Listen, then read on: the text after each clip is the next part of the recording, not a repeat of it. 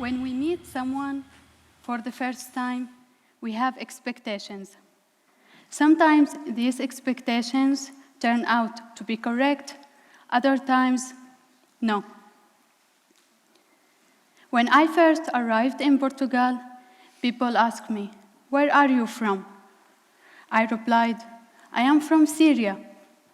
People looked at me and said, "Really? Why don't you use hijab? Aren't you Muslim?"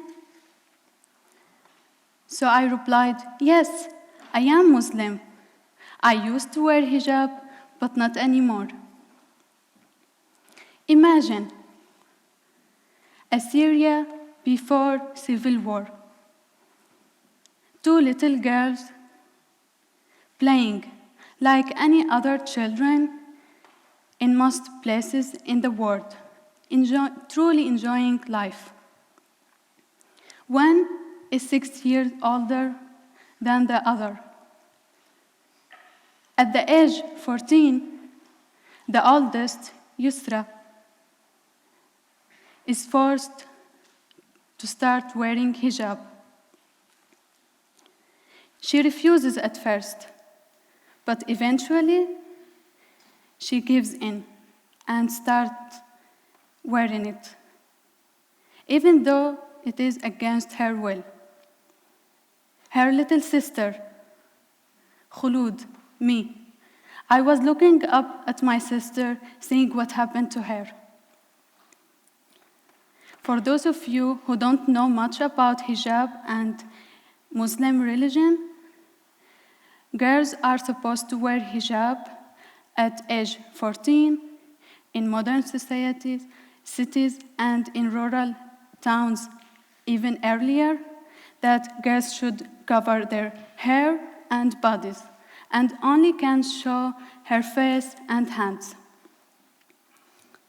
Muslim people talk about the advantages by telling the girls that if you have something precious and really beautiful, you would hide it, you would cover it up. So, because you are both precious and beautiful, you are supposed to wear hijab and not to be seen. However, hijab brings disadvantages. High up in the list, insecurity. Imagine you are a girl, a child, playing, and just at age 14, you are forced to wear hijab. If you were told to cover your body like this, how would you feel about how you look? But believe it or not, when I turned 14, I was happy about it, because I knew nothing else. I only knew that this is part of our tradition and this is part of our religion. And I didn't want the same problems as my big sister. I frequently went to the mosque, practicing Islamic rituals. Like many teenagers, I was insecure about my body. The teacher at the mosque kept telling me and other girls that it wasn't important how we look. What was important is to do what religion says. I finished school, I went on to university. After finishing university studies and began working, I started reading new books that different from that I used to read about hijab, about Islam, and started questioning. And I realized that I didn't believe in hijab anymore and decided to take it off. After building up the courage, I felt ready to talk to my family about it. They understood my reasons, but they refused to support my decision. Not wanting to upset my loved ones, I decided I continued using it against my will, just like my big sister. A year later, 12 months on in my life, there was an opportunity for me to study abroad. And of all possible countries, guess which one I came to? Yeah, Portugal. When I arrived in Porto, I couldn't wait. At the first opportunity, I took it off. It was one of the happiest moments in my life. I still remember the first day walking in the street without it. I was dancing, I was running, I was singing in the street. I could feel the air touching my hair. I never felt like this before. But it wasn't always like this. There were times that when I saw a girl, teenager, from Portugal or other country from Western Europe that enjoying and has she is confident about her body, about how she looks, I would feel pain. I cannot go back in time and feel and live my teenage years again. I would, but I can't. But there's one thing I'm certain about. Today, I would not allow myself to be forced to wear hijab.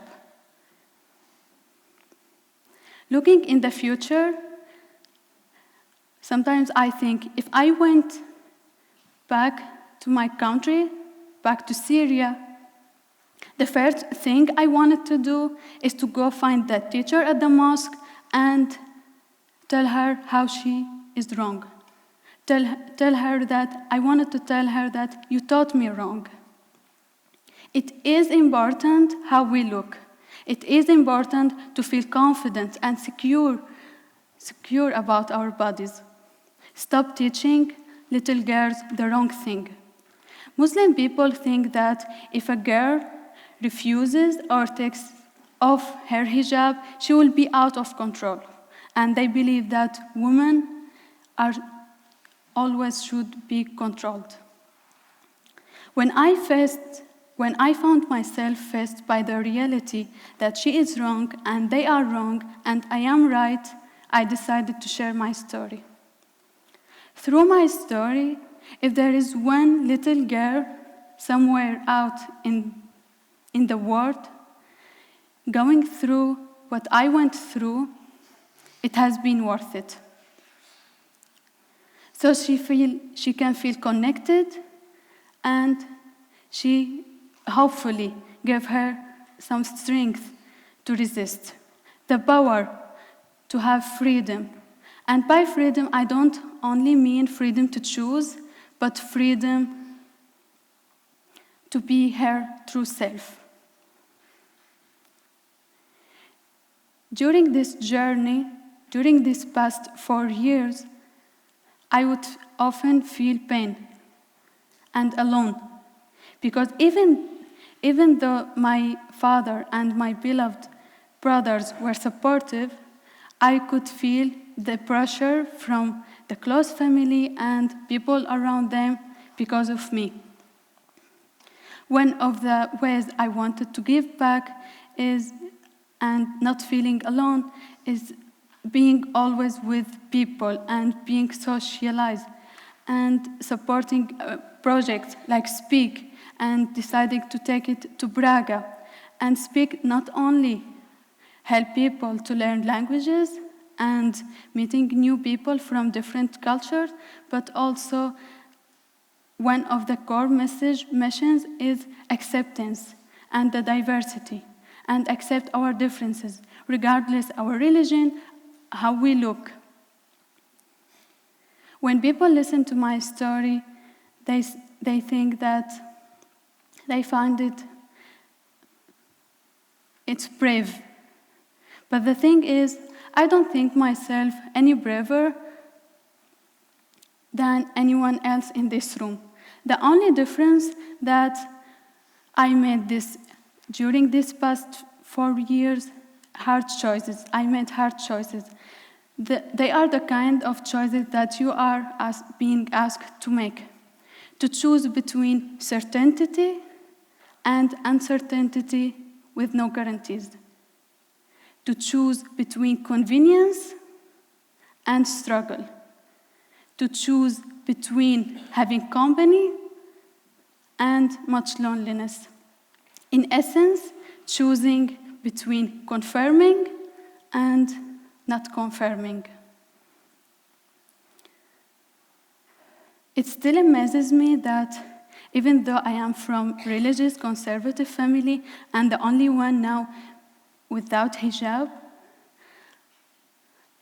I was that persona, that little girl that always accepted everything, wins approval from people, and didn't speak up.